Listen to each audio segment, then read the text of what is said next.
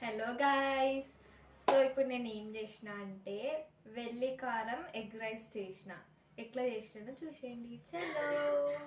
So first అయితే ఎల్లిపాయలు వేసుకోవాలి. నేనైతే ఒక గడ్డ తీసుకున్నా. దాని తర్వాత రోట్లు వేసుకోవాలి. అట్లనే దొడ్డుప్పు వేసుకోండి 1 స్పూన్. 2 స్పూన్ అంతా కారం వేసుకోవాలి. దాని తర్వాత దాన్ని బాగా దంచుకోవాలన్నమాట.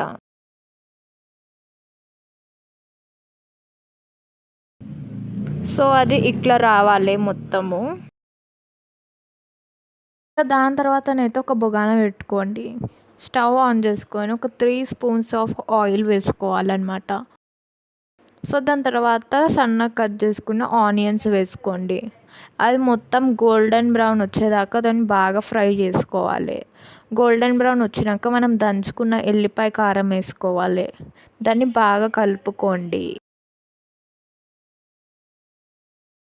దాని తర్వాత అల్లనైతే 2 గుడ్లు కొట్టుకోండి. అది పక్కన పెట్టేసినాక బాయిల్డ్ ఎగ్స్ ఉడకబెట్టుకున్నాక వాటిని చిన్న చిన్నగా కట్ చేసుకోవాలి ఇట్లా. సో దాని తర్వాతనైతే అది మొత్తం కొంచెం స్మాష్ చేసుకోండి మనం పలగొట్టుకున్న ఎగ్స్ని. సో దాని తర్వాత మనం బాయిల్ చేసి పెట్టుకున్న ఎగ్గుల్ని కూడా వేసేసుకోవాలి అల్లనే. దాన్ని బాగా కలుపుకోండి. ఇక దాని తర్వాత అలా అన్నం వేసేసుకోవాలి. Zero masala guys.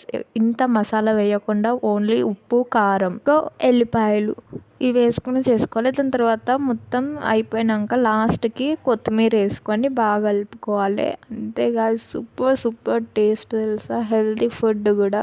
స్పైసీ లవర్స్కి అయితే చాలా మంచిగా ఉంటుంది. దాని తర్వాత ప్లేట్లో సర్వ్ చేసుకొని తినేయడమే. స్మెల్ అయితే సూపర్ వస్తుంది గాయ్స్. టేస్ట్ చేద్దాం.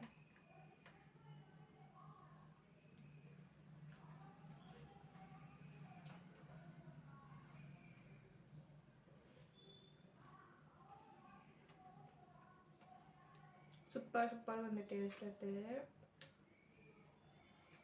చెప్పద్దు ఇక, అంత బాగుంది.